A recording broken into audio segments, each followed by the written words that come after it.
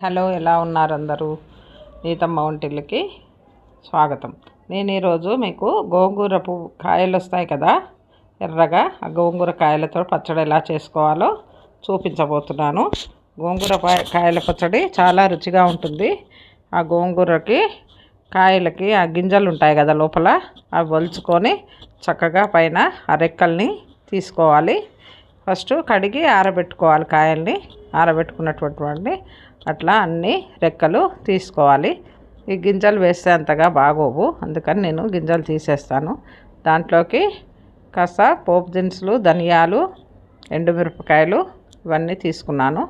First నూనె వేసుకొని అందులో ఈ గోంగూర రెక్కల్ని చక్కగా వేయించుకున్నాను. ఈ కాయల రెక్కల్ని బాగా మగ్గించుకున్నాక అవి తొందరగా మగ్గిపోతాయి. చాలా తొందరగా, లేకపోతే అడుగంటి కొంచెం ఎర్రబడిపోతాయి. వాటిని తీసేసుకొని తర్వాత అదే నూనెలో మనము ఎండుమిరపకాయలు, ధనియాలు, మెంతులు, పోపు దినుసులు వేసుకొని చక్కగా వేయించుకోవాలి.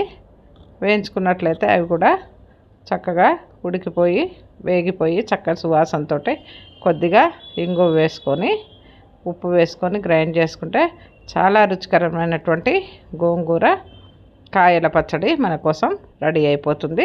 దాంట్లో తగినంత ఉప్పు వేసి మిక్సీ జార్లో వేసి, రోలు ఉన్నట్లయితే రోట్లో దంచుకుంటే ఇంకా బాగుంటుంది.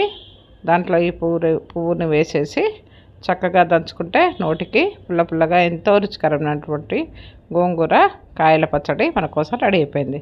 లైక్ చేయండి, సబ్స్క్రైబ్ చేయండి, కామెంట్ చేయండి. Thank you.